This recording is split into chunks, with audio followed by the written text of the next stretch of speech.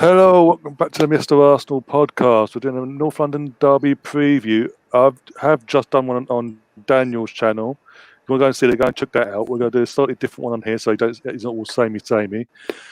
But yeah, I'm going to introduce my guests first. Obviously, we've got Sam Greenwood. How you doing, Sam? I'm good, thanks, Ryan. Thanks for having me on here as well. It's been good. So yeah, we'll have a little chat around this North London derby. Be very good. Thanks for having me. Yeah, no worries. And yeah, literally, we've got to it's got to get to a point where we're going to be all sick of each other on all these different streams.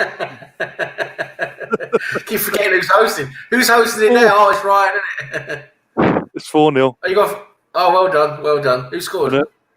Bernardo Silva. I didn't know they've got the assist though. Just literally looked from the screen. Okay, well done.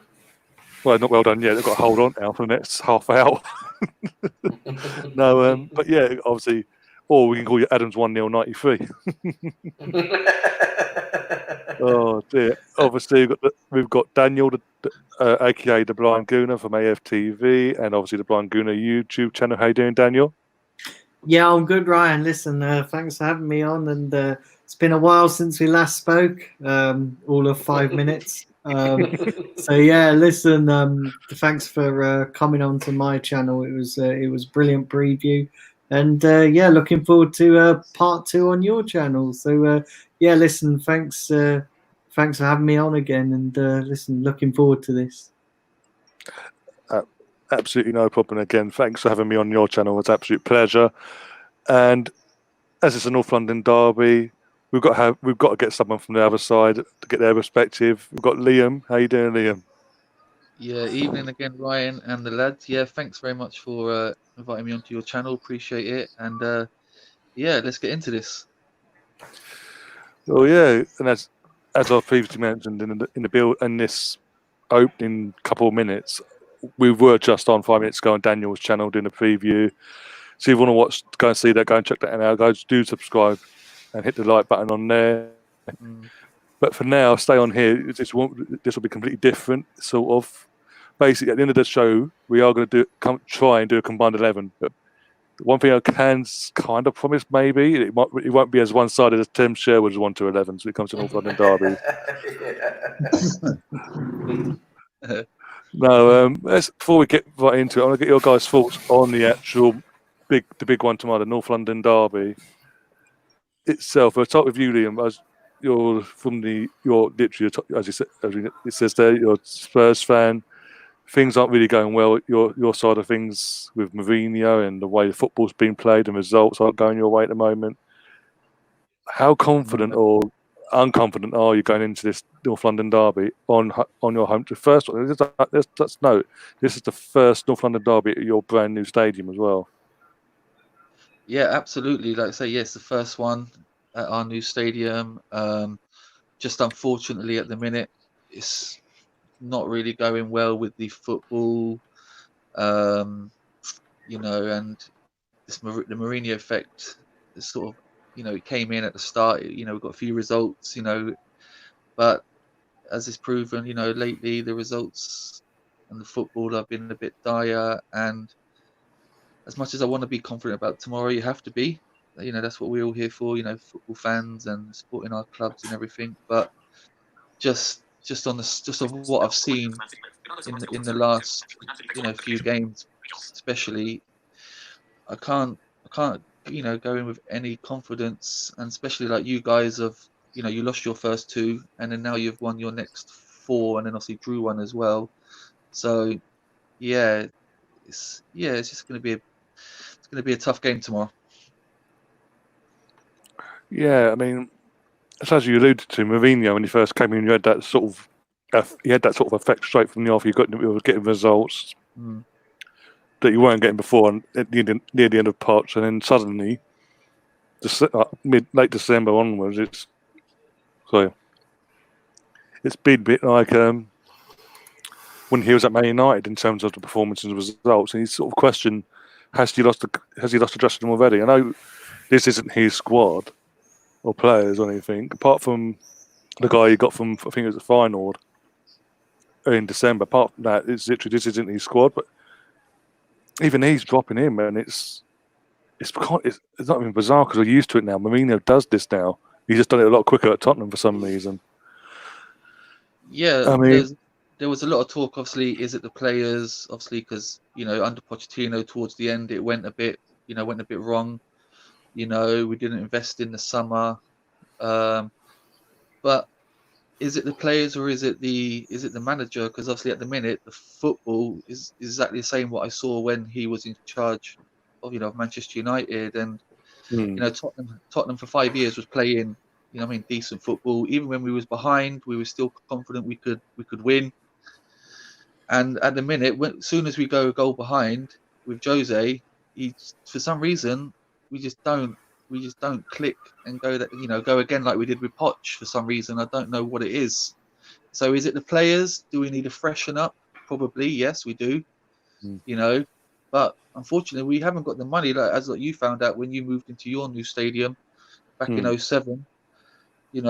For a couple of years, Wenger was doing wonders, getting in top four. And do you know what I mean? On a budget, and we've now hit that stage now, and look where we are. We're ninth. Well, yeah, and as you said, that when we moved to the Emirates, obviously Arsene kept us going competitively in the sense of he got us a top four spot constantly for like the first 10, 11 seasons at the Emirates. Yeah. And eventually it did fall off. But as you mentioned, the financial straits we had, and now you're now witnessing. Because this is the thing we tried to warn people of, even not such as yourselves, other clubs that have moved stadium in amongst either England or Europe, that it's going to hit you financially big time. And I think what's going to make it even worse for Tottenham is COVID. What's happened with COVID this year, that's going to completely, anything you did have in place is completely just threw out the water. And that's going to make Daniel Levy's job even harder because it was a tight ass before this. It's got to even tighter now because this is another thing. Why Poch was never backed, because in the sense of in the last couple of years he was always saying to improve, to get to our competitive level, to compete and win titles, I need financial backing and get the players he wanted. And in the last couple of years he never got that. So if that was happening then, imagine what Daniel Levy is going to do now. And that's where, from an Arsenal fan's perspective, in the sense of banter, where it's like, not only did we tell you so, but it's like, good luck getting back to it, because Daniel Levy hasn't got a clue. Rivals aside, he has not got a clue how to run a football club. He literally, at the beginning of this COVID situation here in the UK, decided to take a bonus just because he got a stadium up and running the year before, late by the way, and then 24 hours later went begging to the government for a handout. Yeah, and that just rubbed me up rivals aside, that rubbed me up the wrong way, because at the end of the day, these are Premier League football clubs. You're not telling me every Premier League football club, even the teams that have gone Knights have gone down today, because of the parachute payments they get, they've got money in the bank. It's the clubs that are lower down, like League 1 and 2, etc. They could have had that because of they wouldn't be getting the revenue of what a Premier League club does. So, rivalries aside, I do fear for Tottenham in the sense of Daniel Levy is really going to screw you lot over. And he's proved at the beginning of this COVID that he's all about himself and fuck the rest. And when it all backfired, he tried, we're going to do this, we're going to do that, just to try and calm the fire because of how much of a colossal F up he did.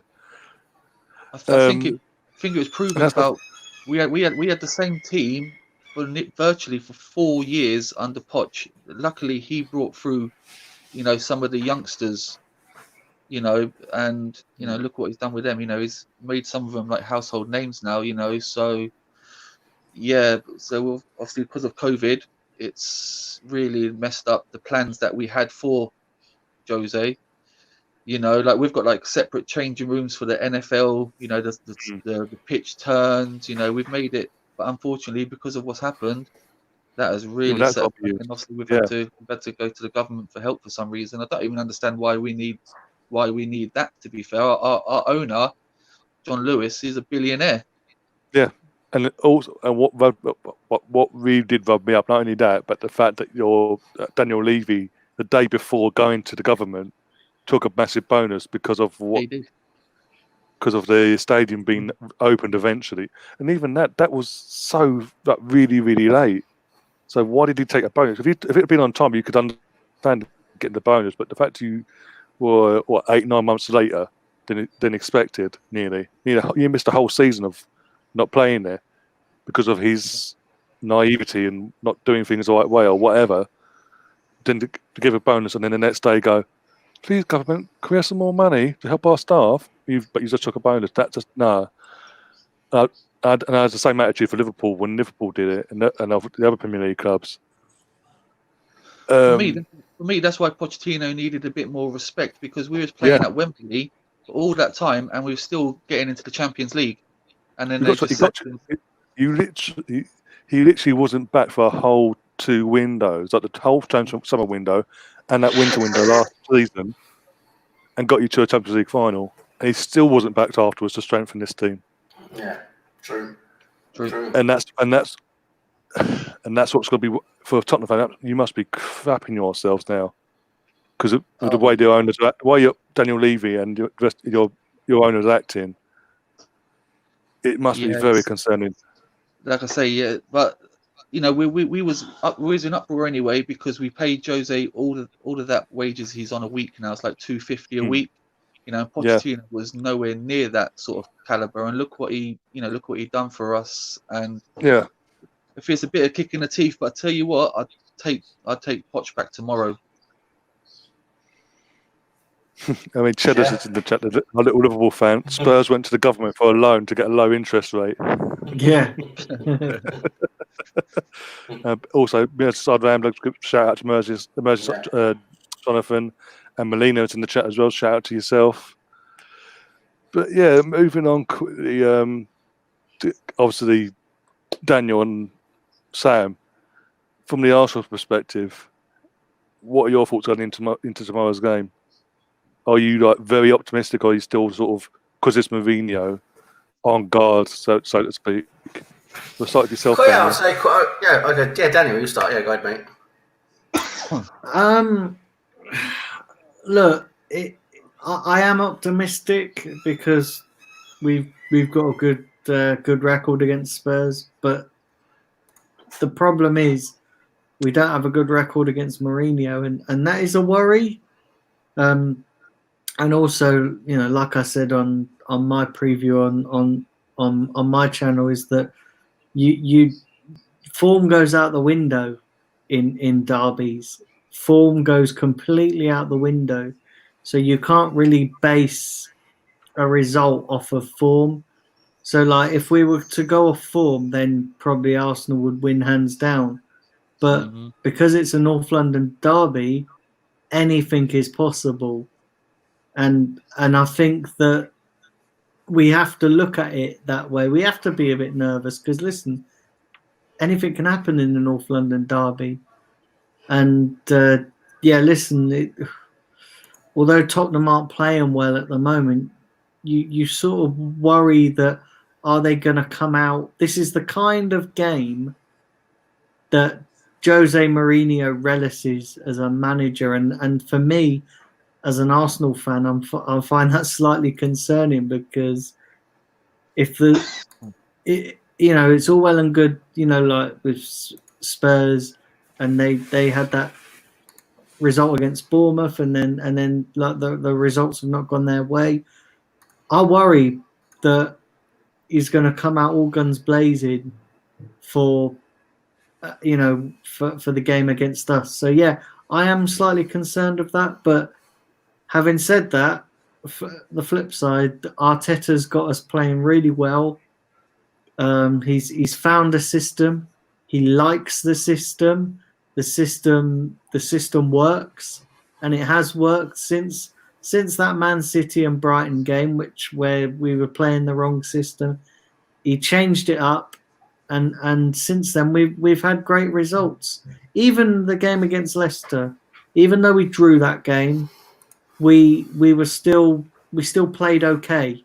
There wasn't a a situation in that game where I thought, hang on a second, we need to change it here, or we need to, we need to change the system. So we played okay. It's just what let us down is that we weren't clinical enough. And I say something now, we've got to be more clinical against Tottenham. We have to be. But yeah, I am optimistic. I am optimistic. So it's listen, bring on the North London derby, because it's going to be one hell of a corker, as they always are. Mm. I mean, Sam, what are you going to follow up with?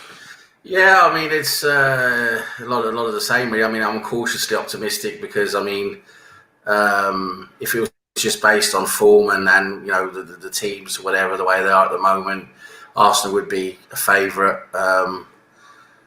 You would put a lot of money on them winning. But the thing is, like we've said before, all form goes out the window when it's a North London derby, because it's its own monster. It's its own game. It's what happens on that day. It's like a cup final. You never know. It's whoever wants it the most. It's how the decisions go. I've got Michael Oliver, which again is going against us, because Michael Oliver statistically for us is not good. Statistically, we have a lot of decisions go against us with Michael Oliver. So yeah, I mean that doesn't bode good, and also with Mourinho. I mean, Mourinho, we've never beaten Mourinho. Arsenal have never beaten a Mourinho team away. So hopefully that will change tomorrow. But again, it's that Mourinho factor as well. Even though yes, they've been poor since Mourinho took over, and he doesn't really seem to be able to get them going, and the Spurs team seem to be unhappy. It's still Mourinho. He knows tactically how to set up a team against Arsenal and how to get to our weak points. Hopefully that might change a bit now that we've changed our formation and we're playing slightly different than what we used to. Hopefully that's going to make it more difficult for him. But traditionally, and until now, he's known how to play against us, and all these things add up. That's the thing. And so we've got to see who really wants it on the day, who's giving it the most, giving the most effort. Who you've got those 50-50 challenges and tackles, who's giving it the most to win those, and a lot is won through there. And also clinical, like Danny says, so right, because I don't think we'll be getting many chances tomorrow. We'll get some chances, but we're not many, and we've got to be clinical. We've got to take those chances, and that's something we're not good at.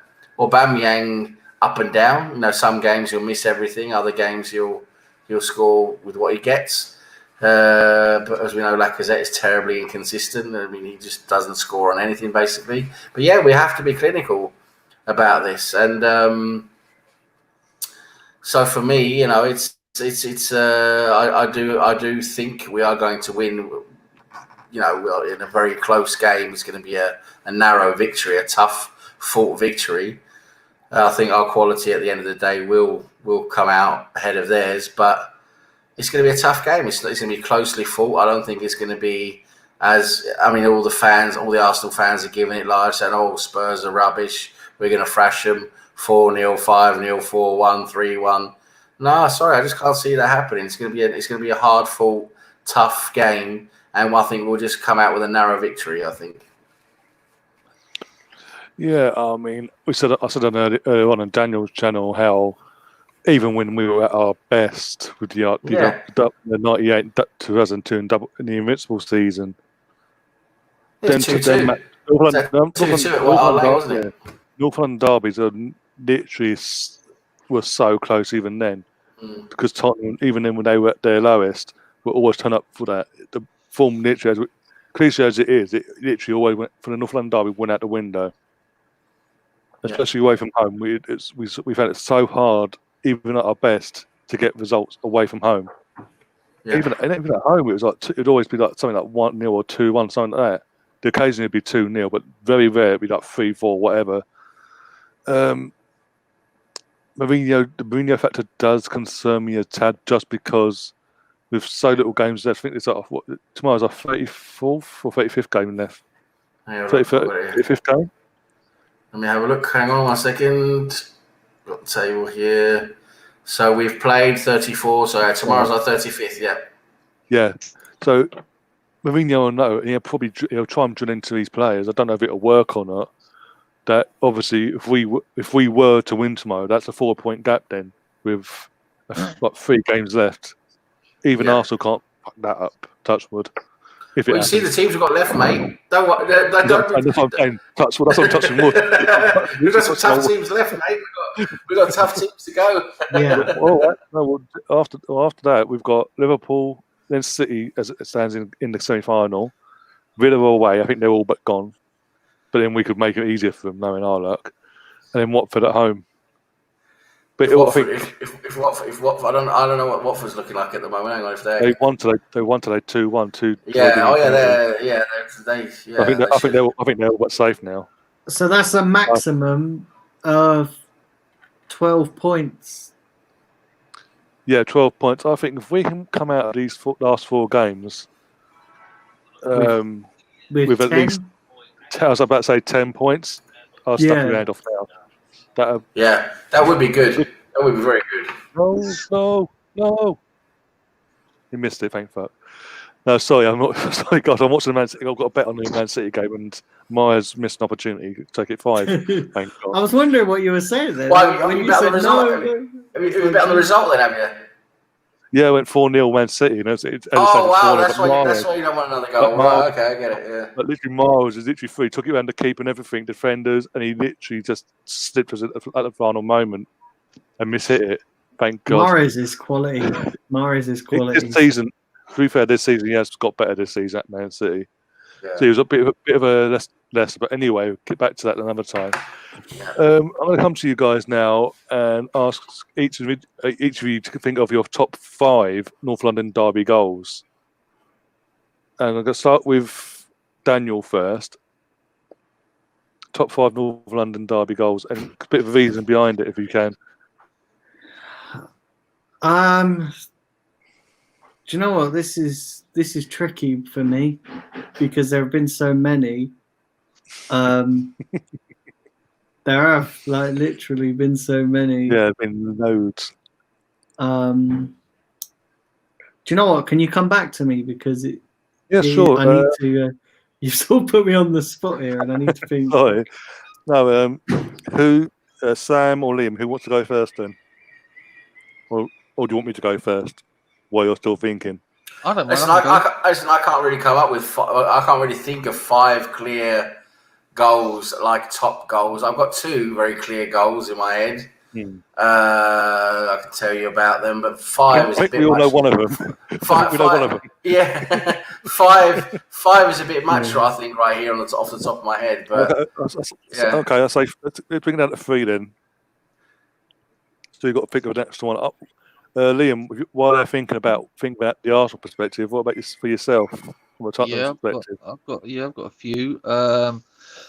I'd say the David Bentley shot volley outside the box at the Emirates.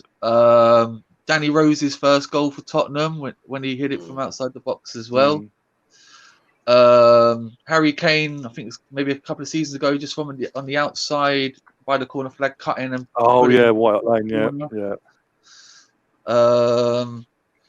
there has been some. Yeah, it's probably they're the 3 that I can think of top of my head. I think Dele Alli when he chipped the goalkeeper running through and then he just dinked it over him. I think that was a season or 2 ago as well, at the Emirates as well. Yeah, last season the cup, quarter final. He did put it over him as he was running out. So they're like Christian Ziege scored a great free kick at the lane when Seaman was in goal a few years ago now. So Ziege, wasn't he? Decent player, Ziege. Yeah. So we scored some good goals against you along the way. Yeah. Sterling hat-trick. Oh, 5 now, is it? Apparently, it's just come up on the screen. But sorry. You had to mention David Bentley, didn't you? Yeah, bloody kid, David Bentley, bloody hell. Oh dear. Comes through the ranks, doesn't work out, so he goes to your lot eventually and does that to us. Yeah. Oh my God, the flukiest goal ever. That might be. That was the flukiest goal. When you see that, guys, it's the flukiest fucking goal. Oh my god. Oh well, it is what it is. Sam, have you got your 3? Yeah, I got 3. So number 1 for me, obviously, is you can see the title of my name title there. Adams, the 1-0 victory, semi-final goal late on in the semi-final, FA Cup semi-final against Spurs in '93 at Wembley. Just because it was such, as I said in the last podcast, because that for me that was the biggest and my favourite North London derby game ever, just because of the importance of it. It was my first real big game, a North London derby I saw on TV when I was young, and it was just the importance of it. You know, the semi-final was just such a big game. The winner goes into the FA Cup final, and just the way Adams, you know, just jumped up and headed that ball back behind the other way behind Torstvedt in the Spurs goal, and it was just such a brilliant goal. You know, such a typical Arsenal goal as well. That time, you know, under George Graham, and yeah, just a fantastic goal, fantastic memory. Number 2 for me has to be the Henry taking it from his own half and just basically using the Spurs team as traffic cones before slotting it home. Just absolutely made the Spurs team look like mugs with that goal. And then the third goal is after, because I mean, there's like Daniel said, there's been so many goals. It's difficult to really pick out ones that sort of stand out. But for me, one that did stand out, I remember, because it was just the meaning. It was 2 things. It was the way the goal was scored, the movement and the build up to the goal. I'm going to tell you which one it is in one sec. It's the movement and the build up and everything around the goal, and the way it was just taken and everything, just a swagger behind it all. And then B, it was of course, you know, it was just a very defining, you know, a huge defining moment in Arsenal's history as well. It's that first goal against in a 2-2 game when we won at White Hart Lane in the 03-04 season, and you know, it's that first goal when we basically it was after just a few minutes, wasn't it? Where we just basically just 2-3 passes through, slot in, and there's Vieira, wasn't it? It wasn't Vieira who slotted it home. Yeah. That goal there, just 2 passes in, and it was just like we made. I mean, it was after a few minutes, and we just made Tottenham again look like cones, and we just slotted it home so easy. It was just a swagger. It was just like, you know, we just looked 100 times better than them right then. And I thought it was going to go on from that. It was going to go on and absolutely thrash them. But of course, as again, you never know. These games live their own lives. Yeah. And it ended up 2-2. But I thought we was going to absolutely smash them that day, but we didn't. Yeah, that was a weird one. But again, we wanted it. It did in the long run. It literally the immediate effect of that draw was we were the champions anyway. The only way we were going to be champions that day was to lose, and we had, as you said, that swagger, and we have that swagger of champions. Yeah, you just know no matter results are going to come your way. It was just the way that goal was taken, just those 2 passes, and then the pass across the air. It was just so perfect, wasn't it? It was like, wow. And that was those were the 2 goals that you mentioned there, Sam. The Henry goal and that Vieira goal is probably, in my opinion, the best as well, because we did just in both scenarios, we just made them look like utter mugs. Do you know what I mean? It just looks so effortless. Do you know what I mean? Where the way we played, and you know, we just cut through teams like a knife through butter. Yeah. You know, and it was just watching us back then sort of is a bit like watching, you know, teams like Man City and Liverpool today. You know, that they're just the way they just disrespect. They make it look easy. They just make it look so easy, don't they? Yeah. effortless. It's just effortless. They just score goals for fun. You know, we struggle to score a goal, and Liverpool and City they score goals for fun. You know, not. I mean, of course, Liverpool are not really in form now. They don't really care, do they? But I mean, normally they do. But you see, City, I think that's the same though. They're scoring 4 or 5 goals every game, making it look like fun, aren't they?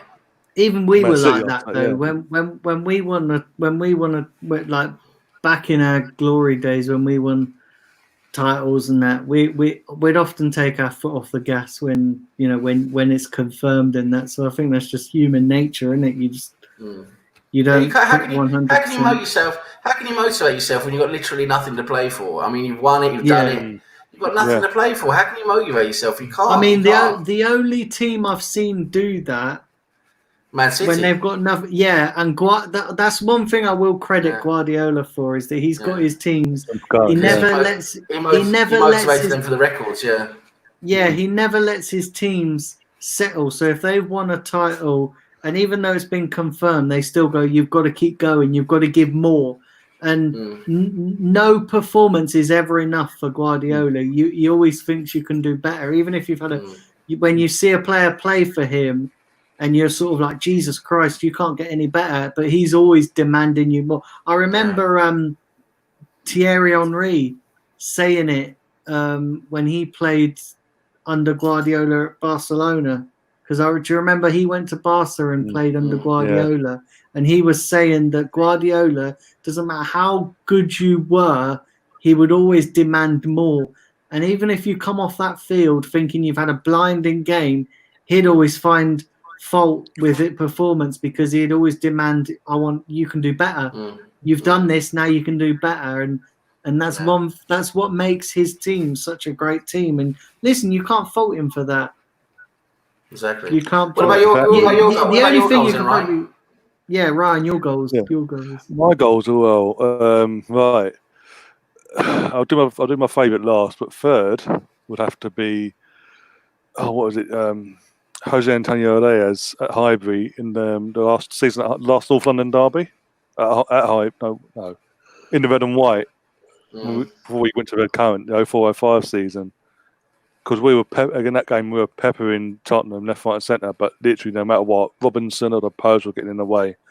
But he actually got it. It came to him, cut it inside, and so curled it and pushed it away from him. And it was a typical Reyes goal. And this was at a time when we were just about to lose our title as well to Chelsea, because what they were doing at the other end. Second would have to, for me, be Bobby Perez at Highbury 2001. Obviously, Rocastle passed away the day before, and he obviously won the famous number 7 shirt, and also Perez as well. He loved the North London derby. No matter home or away, he always scored in North London derbies. But I think that goal was so brilliant, because it was literally, he brought it down perfectly, and he got pushed onto his strong foot, and literally just went, okay, you make it easy for me, just curled it in past. I think it was Casey Keller, I think. Right. Number 1. Right, because there have been so many, you've got to bear with me. Right, I'm trying to think now. Right. I'd have to go for the Vieira goal in the FA Cup semi-final as well in 2001. Because, again, FA Cup semi-final, it was at Old Trafford. We went 1-0 down, I think, in that game as well. And after we got back into it, and then Vieira scored the winner of all people. And it was just like, no, you can try and outdo us, but we turn up for the semi-finals. We want the cups. And it's just again a part of that dominance era where we were just. And even then, it proves my point about North London derby, because again, we were going for titles left, right, and centre in 2001, the early 2000s, when Tottenham, as Liam will know, were basically battling for mid-table to relegation every season at the time. Yeah. And it took Martin Yalda to come in to change that, sort of ish. But yeah, Vieira's goal was absolutely fantastic, and for what it meant for us to get to that, because it meant we would go to the final then, even though we lost the final because we were robbed. Conspiracies, by the way. Agendas. Which final was that again? Which final are we talking about? Which one was that? 2001 when Liverpool won it. But Oh, we that was sort of had, Michael Owen, wasn't it? Michael Owen, but we sort of somehow Henry had a shot. I think it was Huppy or Herncho run back onto the line and actually saved it like a goalkeeper, and there was no penalty or red card or nothing. It was a corner. It was not even a corner. Yeah. It was assumed he hit the post, and it was like. But we had so many chances. That game we had so many chances to win. Yeah. I mean, you can't blame it. I mean, listen, you can't blame that on referees. Yeah, I know. Yeah, I know. Yeah. That was just Michael Owen, wasn't it? That was like Michael Owen at his greatest, basically, wasn't it? Yeah. Oh, it was that final was so frustrating because he said we dominated that game, chance after chance after chance. We battered Liverpool that game. We battered yeah, and then McAllister comes on off the bench, and suddenly in the last 10 minutes, bang, Michael Owen, and again and then the thing, the winning goal was on the counter attack as well. It was like, you bastards. Yeah. And he did a fucking what's the name? Well, he calls it a hand. Oh, I can't remember what he called it now. Handspring or whatever he calls it. I can't remember what Michael Owen, the idiot, calls that. But yeah, that's just. Yeah. But yeah, that's a weird final. But yeah, we came back a year later and won it anyway. So. Yeah. But again, that shows our mentality at the time compared to now. Yeah. So yeah, let's do it a bit earlier actually. Our combined Arsenal North London derby 11 if we can.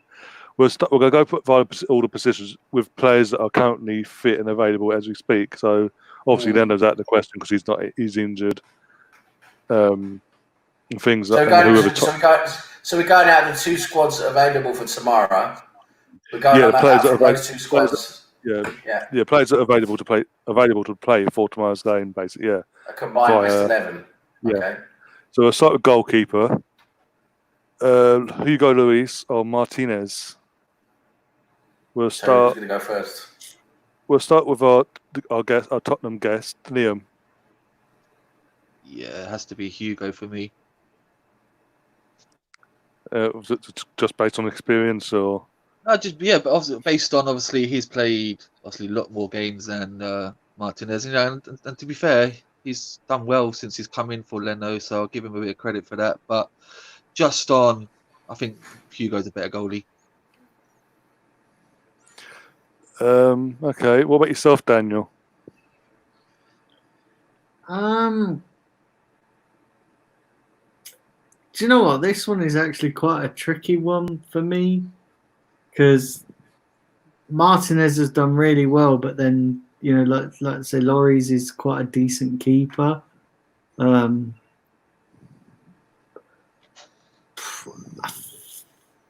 think for me,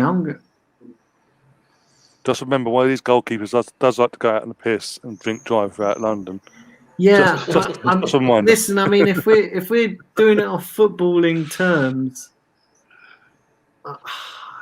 this I don't know. This is very close. For me, I'm going to be unpopular here and say Lloris just edges it. Uh-oh. Yeah. No, I'm being honest. I'm calling it as of course. Good, I'm calling it. I'm not. I'm being completely unbiased here. Yeah. I'd rather you be honest, obviously, and just say for the sake of it. It'd be so easy to pick all Arsenal players, but if we're being brutally honest, I just think Lloris edges it. Well, as I said, we're not going to be Tim Sherwood. No, not going to be Tim Sherwood, obviously. Bloody hell, picked all embarrassing that Tottenham was. players. No. What about yourself, Sam? I'll tell you what. I'm going to go for Lloris as well because he is a solid goalkeeper. Normally he is, and he's got the experience. He's highly rated. He's a good goalkeeper. I mean, Martinez, yes, he's come in. He's done very well, but so far he's only played a few games. And Lloris, he's got all that experience behind him at top level. For me, if I had to choose between the two, I would choose Lloris at the moment. But if Martinez, listen, if he continues like this until the rest of the season, I'll tell you what, I would probably maybe find that decision, a bit more harder to make. But right now it's Lloris. Okay, so Luis is our goalkeeper. Right back now, I believe we've got a choice of Bellerin, Cedric Suarez, Ainsley Maitland-Niles. I'm trying to think now. And who's available for Tottenham in the right back? We've only got one, and we're not having him in the side. I wonder who that could be. So there's the choices. Okay, I think so. We'll go to you, Liam. So, is that the question? Out of the Arsenal players, then who would you have that I've mentioned?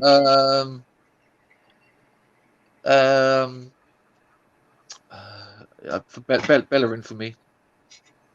Okay. Any reason behind that? No, I think obviously, your Suarez has only just come back into the side. Hasn't really played.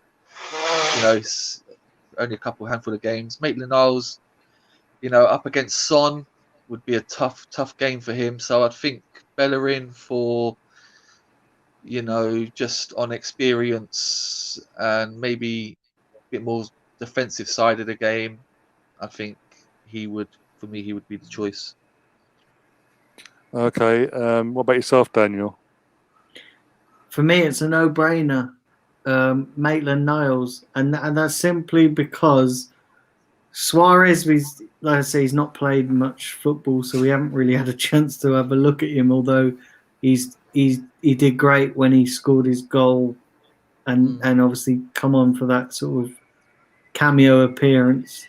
But yeah, listen, Maitland-Niles, I think he's done well every time he's played in that position.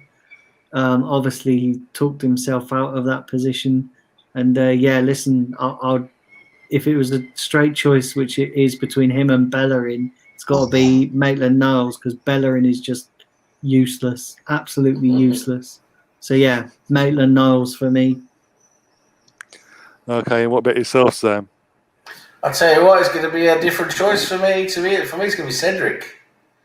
Just basically because I like, because basically what it is Bellerin is just not good enough at the moment for me. Maitland-Niles, yes, he can do the job, but for me, for what I saw from Cedric, I agree he hasn't had that much chance to play yet. I agree it's maybe a bit early days for him, but listen, for me, what I saw in that game, when he played that game, he was so good, did his job so well. He's a clear first choice for me. As long as he's fit and able, he's a clear first choice at the moment. So for me, I would have to go for Cedric. Okay, so it comes down to me then, who gets that right back spot. I have to agree with Sam. It has to be Cedric for me, just because, again, even though he hasn't played enough games for us and all that, when he has played, he looks solid in the defence. When he gets forward, he looks solid as well. He can cross the ball. Got a good weak foot. Got a strong weak foot as well. We saw that with his goal. He scored after 2 minutes, didn't he? Yeah. The only reason I didn't, and I would have picked Cedric, but I didn't pick him for the simple fact being that we've only seen him for 10-15 minutes. Whereas Maitland-Niles, we've seen him play that position a lot more times than we have Cedric.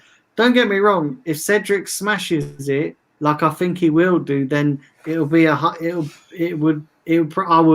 pick him. But I don't think you can pick him based on the fact that of 10 to 15 minutes of football. Whereas Maitland-Niles, he played that whole game after. He played the whole game after and did well as well. Yeah, what was the next game? Wolves game, yeah. He played the whole Wolves game and did well there. Yeah, and that's what I mean. I completely forgot about the fucking Wolves game. Jesus Christ! Jesus Christ! We won that game. I completely forgot about the Wolves game. Jesus Christ!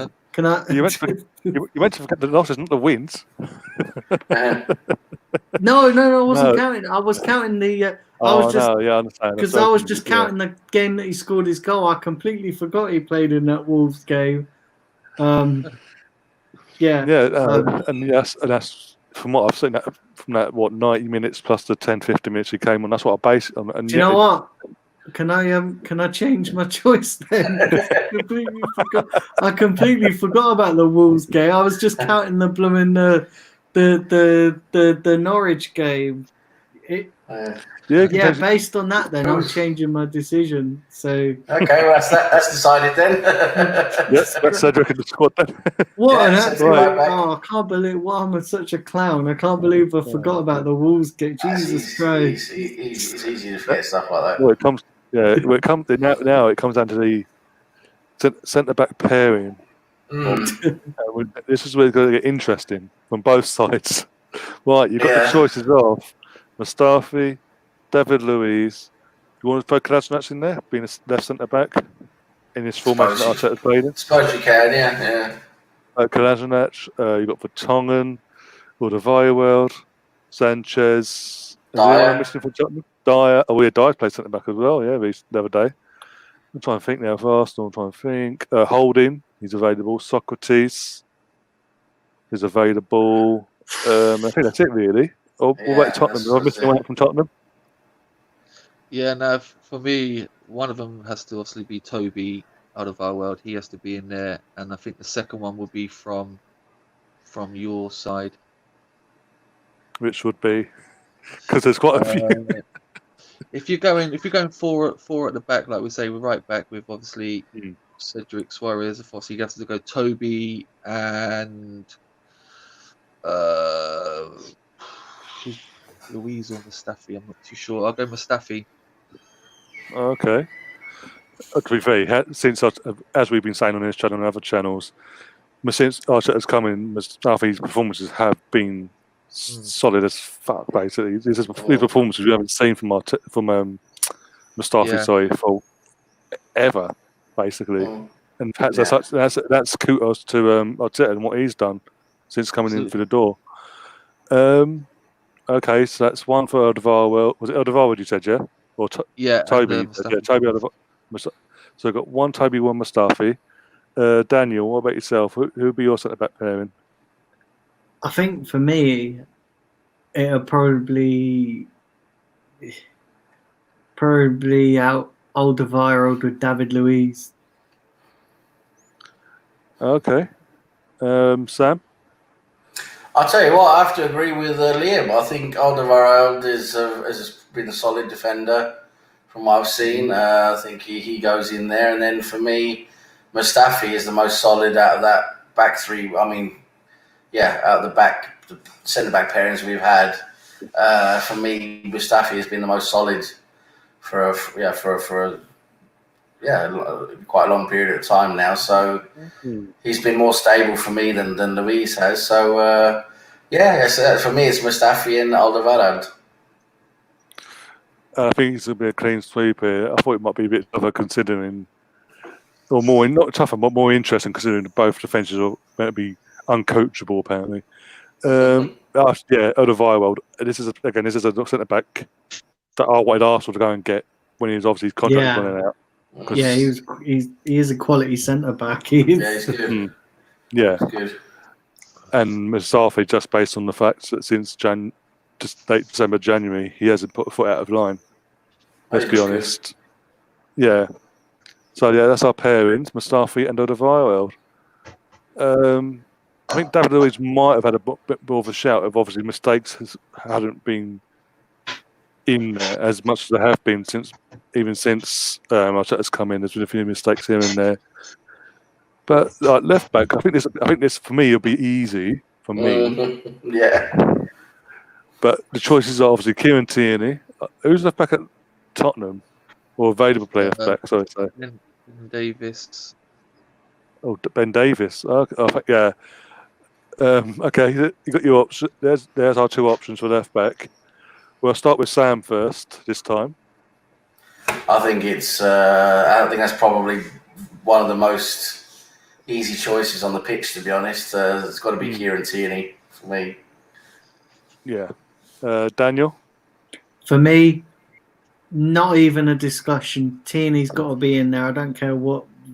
I'm sorry, Tierney. Hands down, Tierney. Yeah. End of discussion. Tierney's in there. And Liam, do you agree or disagree? No, Tierney for me, unless we had Ryan Sessegnon, but I still think Tierney would get above him as well. Fair enough. Yeah, there's a clean sweep there. So we've got our left back. So far we've got a Tottenham goalkeeper, one Tottenham centre back, and 3 Arsenal players in the squad so far out of 5 positions. Yeah. We're going to go for flat back. We're going to go for it'll be 4-4-2. So we'll do a 4-man midfield. We'll do the pairing first, and the central midfield pairing. Right, choices are Dani Ceballos, Granit Xhaka, Lucas Torreira. I'm trying to think now. Bloody hell! Bear with me. Trying to think. Who else? Joe Willock. Joe Willock. What else we got there? I'm trying to think now. Amazing what things go blank. Mine goes blank. We need to work most. Available because haven't got anyone available, have we? I mean, they're on loan and stuff, aren't they? So yeah. So who's? I'm trying to think who's on the Tottenham. Who played centre midfield for Tottenham? Because obviously, as you said, Guendouzi. We've got no Guendouzi even because he's gone, isn't he? Yeah. Yeah. So, but what I mean, he's still fit and available, and he has been playing. So, got to throw him into the mix, even though just for argument's sake, yeah. Okay. Who's been playing for Tottenham in midfield recently? Because obviously Dyer's been playing centre back. Yeah. The two for me, if you want to, for this discussion, would be Granit Xhaka and it's either going to be between Winks or Sissoko. Okay. Do you want me to come back to you on the last one and let the others? I'll choose Winks. Okay, so you have Xhaka and Winks. Okay, that's 1. That's 1-1. Daniel, who would you go for? Do you know what? I'll go for Xhaka and Ceballos.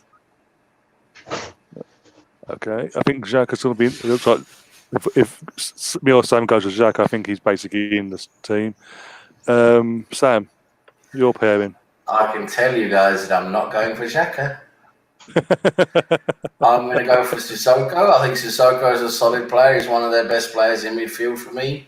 Defensive midfielder, very good, solid player for me when he's playing on form.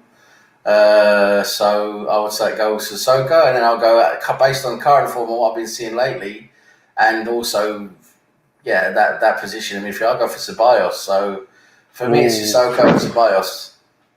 Okay, so it comes down to me again because it's literally as it stands: 2 Xhaka, 2 Sissoko, 2 Ceballos, and 1 Winks. Right. I think Sissoko again has to be in there. That's with Sissoko in there with his athleticism and all that. That sorts out the defensive side of the midfield, protection wise. Again, based on if I've got to go based on form, we have to put Danny in because the last few games he has been phenomenal. I mean, that first half against Leicester, how he didn't get any more. Absolutely fantastic. How he never got an actual assist or goal itself beyond me because he was absolutely fantastic. So, yes. So, basically, Sissoko and Ceballos are going to be our pairing. Now, the wingers. How do you want to do this? Because obviously, we've got a striker for us playing and a winger. So, this is going to be interesting.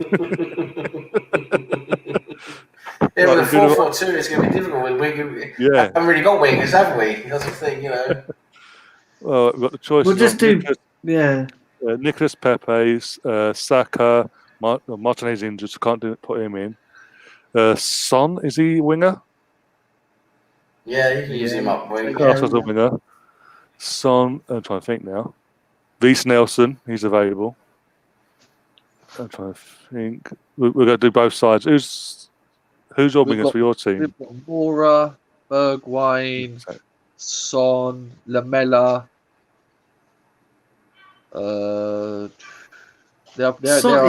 Son's right though. Is he right or left side? Yeah, he can play both. We're going to do right. Yeah, but we're going to do right and left. So we'll do right first, yeah. Yeah, do right first. Yeah. I'd have to say Bergwijn for the right. Okay, Daniel.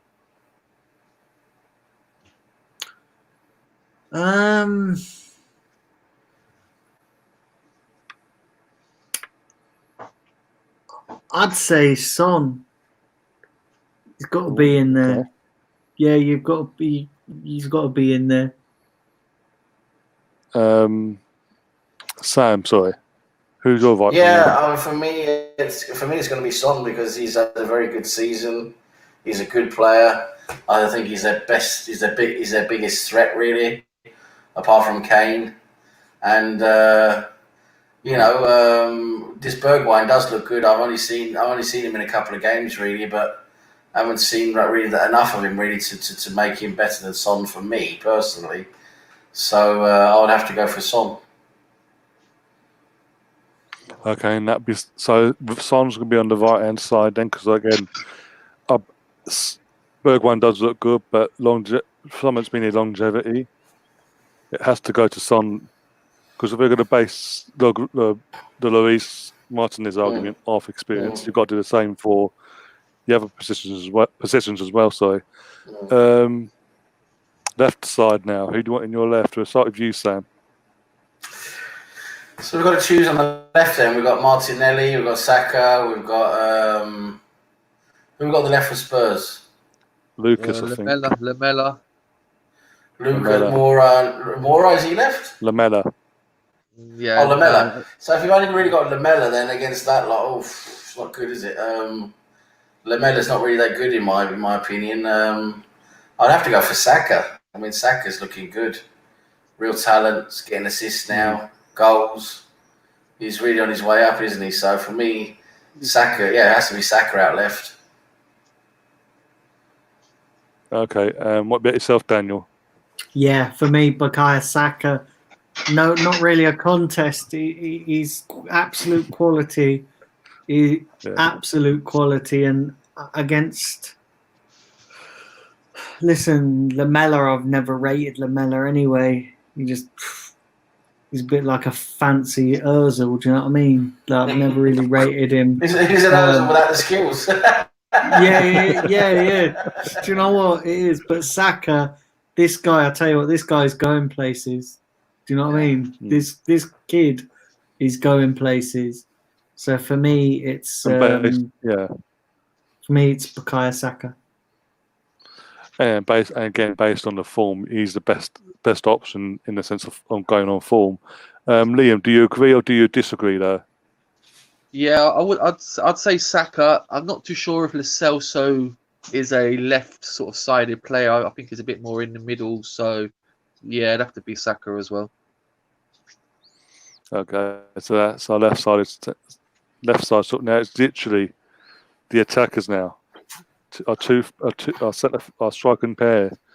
The choices are Harry Kane, Aubameyang, Lacazette. Eddie's not available. He's suspended, so he's not available. Lacazette, Aubameyang, Harry Kane. I'm trying to think now. Bear with me. You want to throw Parrott in there for Tottenham as well? I don't know if he's injured or not. I'm trying to think he plays striker for them lot as well, apart from Kane. Yeah, just Kane. I don't know. I think is it just Kane? It's the actual striker. Okay. Daniel, we'll start with you first. Who would be your front forward to?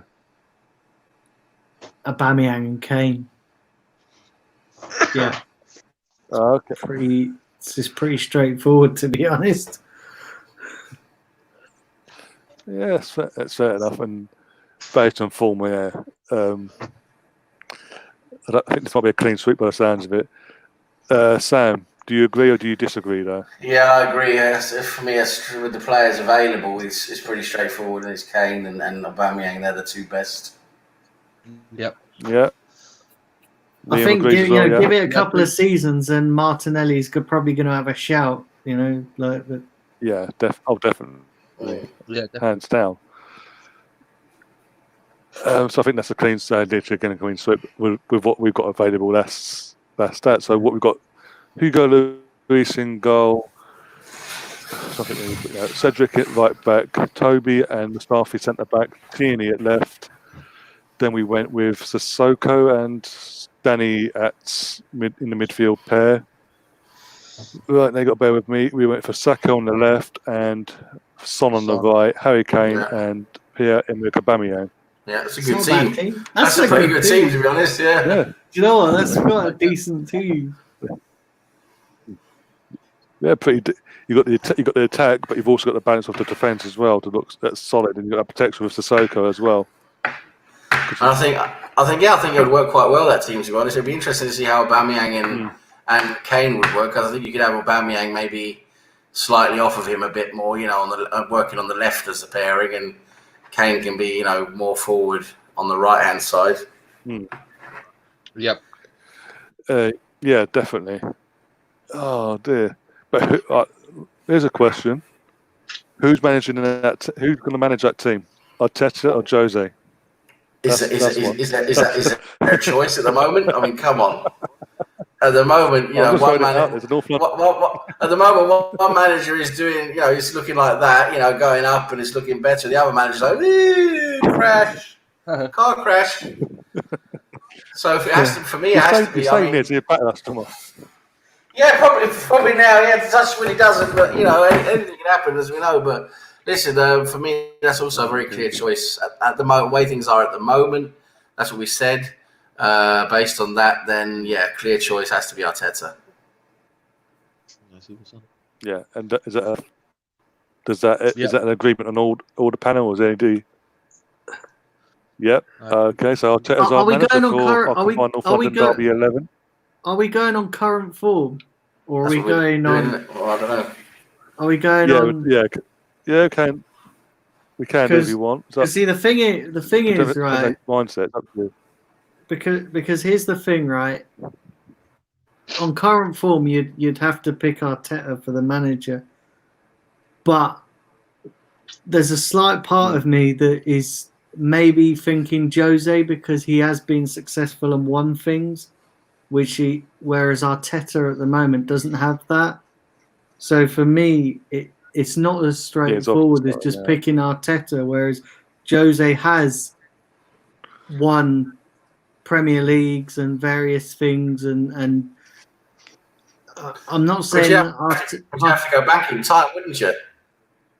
Yeah, but what I'm saying to you is when you're looking at both their managerial, if you're picking a manager, what are you going to do? You're going to pick the rookie, or are you going to pick the guy who's won titles and Champions Leagues? And you wouldn't pick Mourinho, would you, for Arsenal? No, I wouldn't pick him. I wouldn't pick him. But what I'm saying to you is that if you're picking a manager on form, you can't really say that Arteta's got form because he's not really been in a job long enough. Whereas Jose Mourinho, it's not looking good for him either, is it? No, I know, but listen, I'm not saying don't pick Arteta. I'm just saying if you're picking a manager, you've got to. I don't know, you. Obviously, he hasn't got.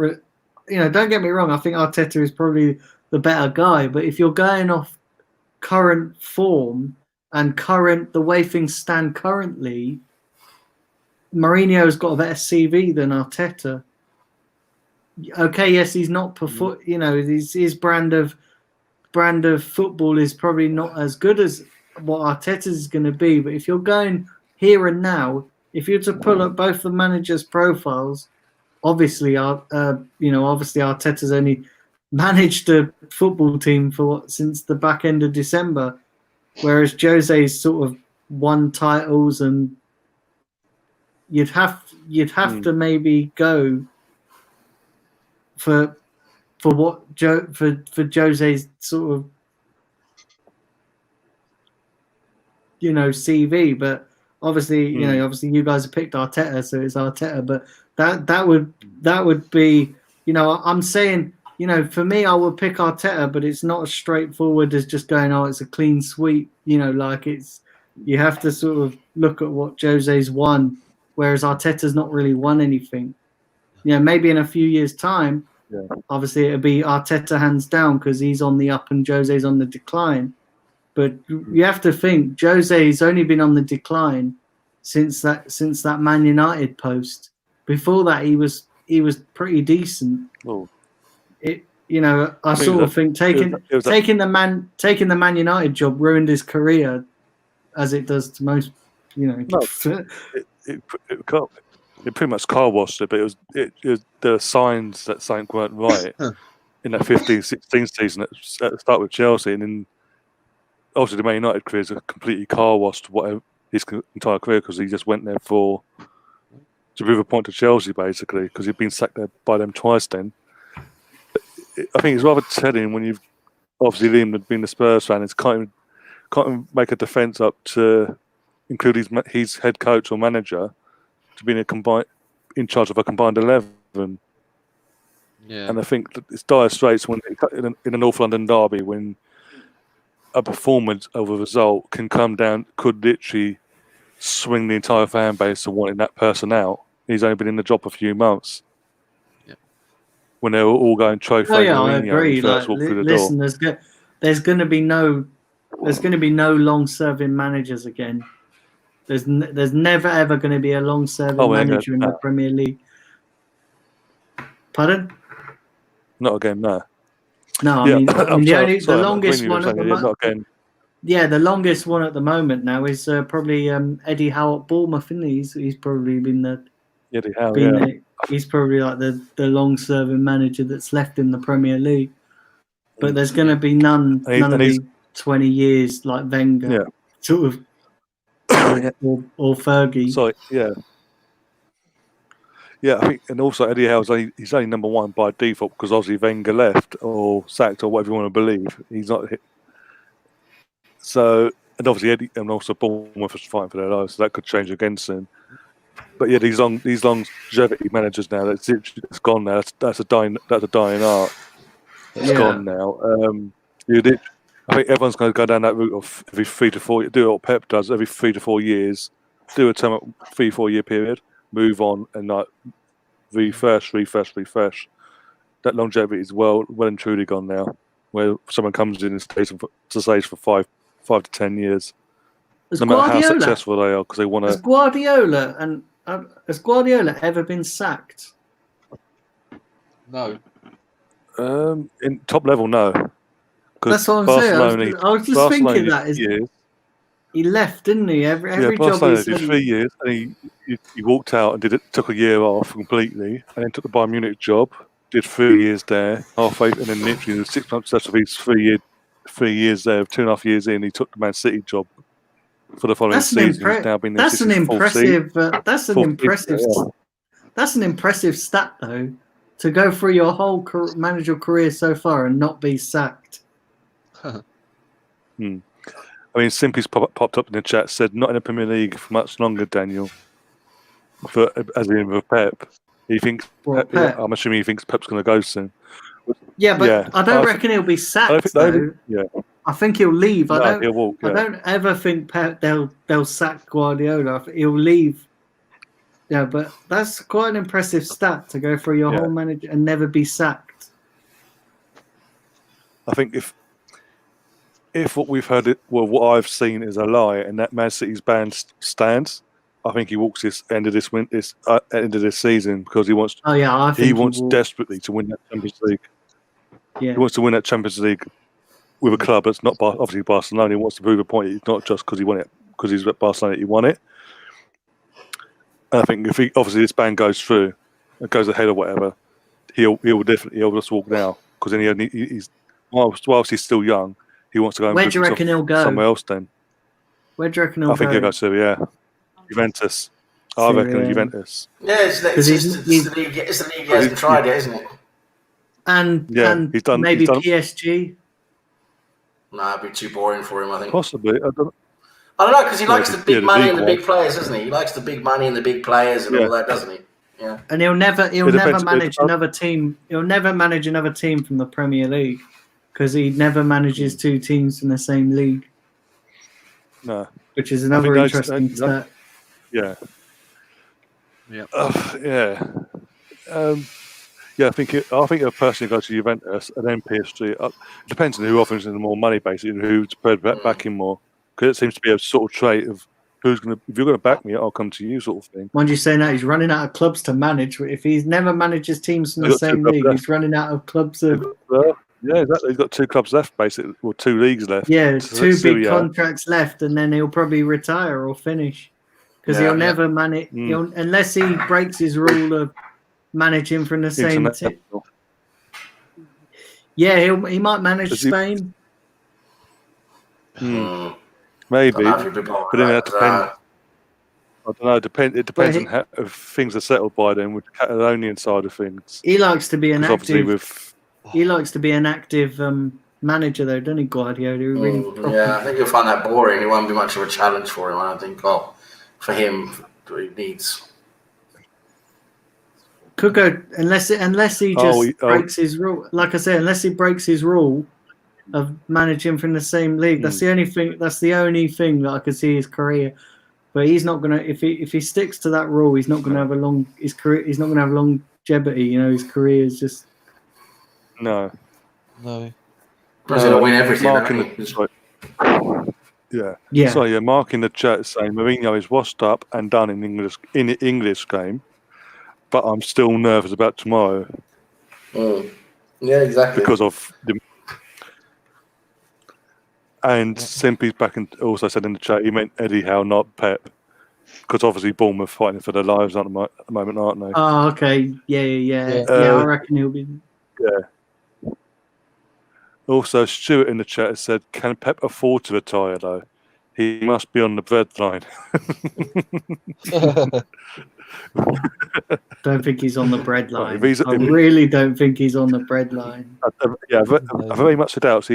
He's one of the old school. He looks after his money. He doesn't do what this current crop of players do and just spunk it on God knows what. He's looked after himself well and truly. Yeah, and not just in the team that he's picked to manage. It would have been nice though, in terms of Pep, to see him manage a club without the financial backing and from like that's why I always like Arsenal, manage a club like Arsenal. Could you imagine? Yeah, something like that. A project like Arsenal. Even at a time when he was available, Liverpool, because Liverpool, even though they haven't thrown what money Man City have to spend money, yes, but they've had to reinvest that money, to sell players to invest. So it would have been interesting if he could have done what Klopp's done in that sense. Do you know the thing is, Liverpool? Like Arsenal bang on about being this self-sustaining model.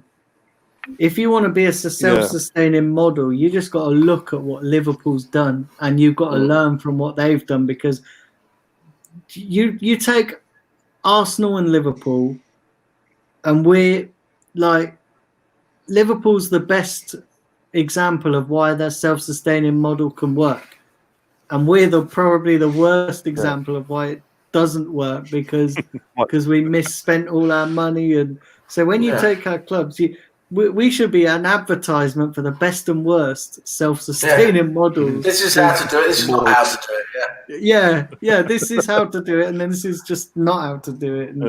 But big up something. Yeah. Sorry, go on. No, go on. Sorry, I'll finish, Sam. Ryan, sorry. I was going to say, Simpy's come back in the chat. He's big up to him as well. You guys have been grinding the videos out today. Big up. Get some rest for tomorrow. We have some laughing towards the end to do.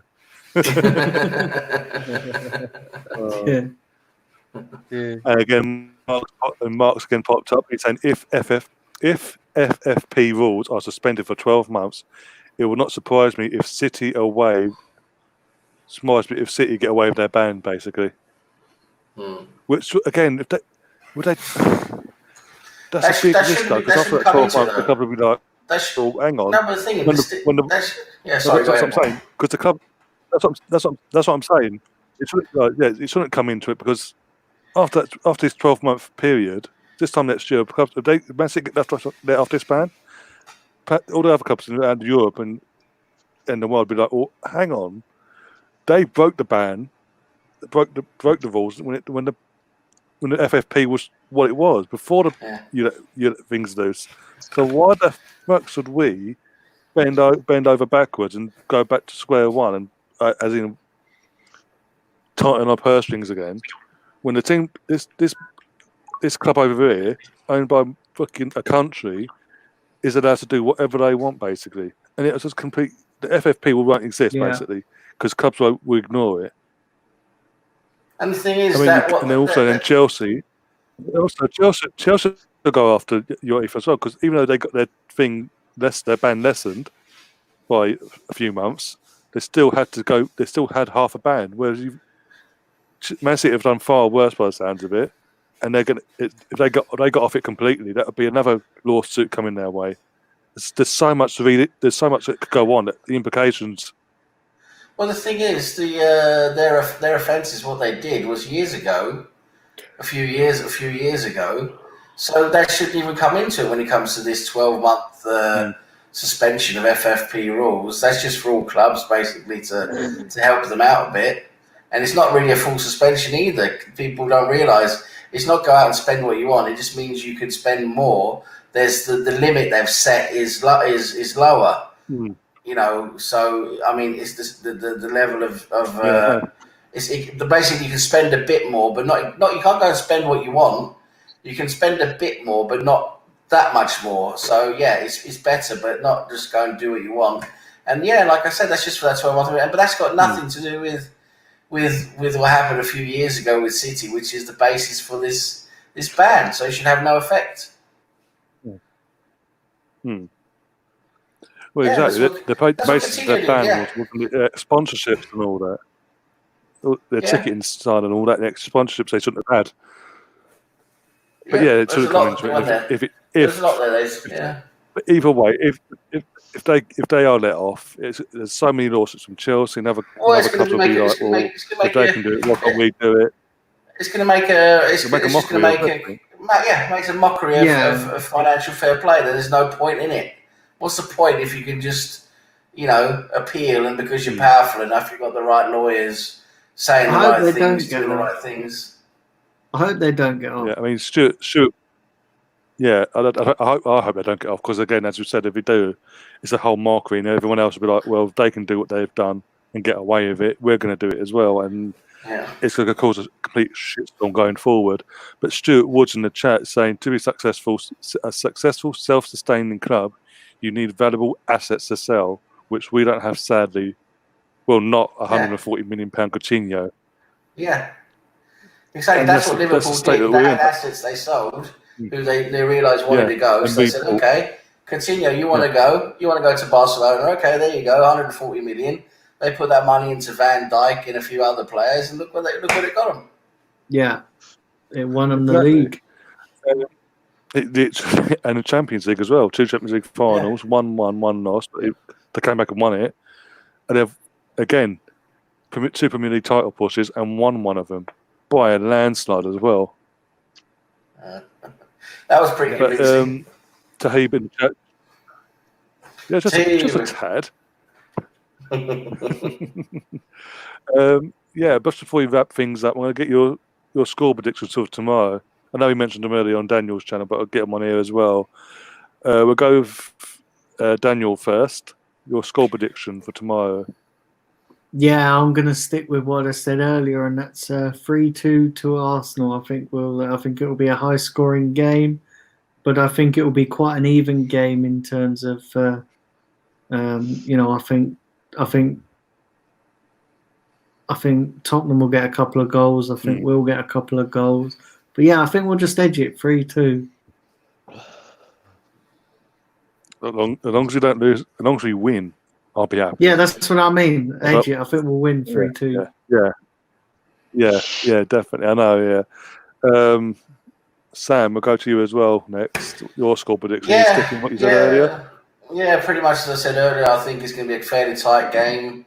I think it's going to be harder fought than we think. It's not going to be I don't think it's going to be a very open game. We're going to have a few chances. We're going to create a few chances. We have to be clinical with those chances. That's something we struggle with, being clinical. I reckon they're going to get at least a goal, because they always normally do. There's always some fuck up we do, or give him a penalty or something, and Harry Kane is normally the one scoring that goal against us. There's always the customary Harry Kane goal I can see happening again tomorrow. So, but I still think, like I said earlier, I still think we've got the quality to pull this off and to get the victory. We should have that extra, few percent of ability there to put them away. So I think it's going to be a victory. I think it's going to be a narrow victory. And that's why I'm going for 2-1. Well, Mark in the chat looks like he agrees with you as well. Yeah, he says he's gone 2-1 for the same. Arsenal as well. Big up, Mark. Yeah. Liam, what about yourself? Yeah, like I said on Daniel's channel earlier, in my heart, I'd love a 2-1, 2-0. But if I'm being realistic, for what I've seen with us over the last, 3 or 4 games and whatnot, unfortunately, I don't see us getting anything out of it, and I see us getting beat 3-1. You are, okay. Well, I'm going to stick with my prediction as well. I think it'll be a tight fought game, but I think we'll just edge it with a 3-1 win. It'll be like 2-1, literally dying a few minutes, and we'll just counter them and get the third. But I think it all comes down to, with my prediction, if Arteta gets the squad, the starting 11 right, if he gets it right and the players take their chances, we win. If we don't, then it's going to be another Leicester City game all over again. This could be interesting. And what concerns me is the person that was in charge of VAR is now the referee for this match day, and I was like, Michael Oliver. okay. Oh. Yeah, that's another thing that concerns me. And as you said, the customary Harry Kane penalty or Harry Kane goal. So that's why I say they'll score. So yeah, I'm going to stick with 3-1 for now. It might change between now and the lineups come out. But looking forward now, won't be doing a watch along on this channel tomorrow. Instead, we're back on Daniel's channel, and you'll see watch along wise. We'll be back on, I think it's Wednesday when we play Liverpool for a watch along. But yeah, Daniel's hosting the North London derby for this match day. So if you want to jump over there, go and subscribe to him, switch your notifications on so you don't miss that. I'm going to be over there with obviously Daniel, Sam, Liam. I've got Colin from Much Arsenal. He wants to come on as well, and I don't know who else. Who else have you got on, Daniel, for that? I'm not entirely sure yet. I've got to confirm a couple of people, but yeah, I think it's going to be myself, Sam, Liam, yourself, and your guys. Richard Colin, as well. Yeah, that's it. Colin and Richard. But yeah, I'm not entirely sure whether there's going to be anybody else. But yeah, listen, I'll confirm that tomorrow. Yeah, and then after we've done a review, that'll be a review on this channel, and that'll be an hour or so after the match. I'll just come off your channel, and I've got James Rowe coming on to help me with that one. So, and once I know times, I'll be putting that on my social media. So if you haven't followed me already, go and follow me over there at Mr. Arsenal89. But until then, go subscribe to Daniel's channel for the watch along. As I said, hit the notification button so you don't miss a second of it, because we'll be going live at 4 o'clock, won't we, Daniel? Half hour before kickoff. Yeah. To discuss the lineups and all that. So we're going to be going on air at 4 p.m. and that's on the Blind Gooner. So yeah, get yourselves over there and subscribe. We're going to be on taking you through the game, and then the day after we'll probably do the review and player ratings the day after. So yeah, go and check that out. And Sam, where can people find you as well? Yeah, thanks a lot for having me again, Ryan. You can find me on Sam Greenwood TV here on YouTube. I have a channel mostly basing it on late evening chats about Arsenal, current affairs, what's going on in the football world. I'll do a few quizzes here and there as well. So go check it out. Subscribe, please, if you haven't already done so. Spread the word. And if you see the videos you like them, please like them. That helps. Apart from that, I'm on these other guys' channels here. Daniel, Blind Gooner, Ryan, Mr. Arsenal Podcast. I'm on Simpy's channel as well. Litish with the Arsenal FC fans on Facebook. So just give those a little butchers as well. And thanks again for having me. It's been good. It's been fun. Yep. And Liam, where can people find you as well? Yeah, just to say thanks a lot as well for having me on, Ryan, and all you Arsenal fans tomorrow. I'm not going to wish you luck, but we're all friends, so be lots of banter. But yeah, thanks for having me, and just that Liam Damon, 1983 on Twitter, and yeah, thanks for tonight, guys. I really appreciate it. Good. Yeah, no problem. And again, as I said, we'll see you tomorrow. And again, it's all banter. At the end of the day, even the 90 minutes will be all banter, no matter what happens. Well, if we lose, I'll take it easy on us, please. Be gentle. You're going gap on. It's like it's about eight or nine people to one. So even though that's the case, be easy. Just take it easy if you do bottle it. I haven't been to church for like Sunday mass for a long time. I'm going to go tomorrow. I think you need it by the sounds of it. Pray that Mourinho has a fucking brainwave and actually attacks us for once. But yeah, until the next time, guys, enjoy the rest of your evening. Enjoy the North London derby. Yep. And as always, up the Arsenal.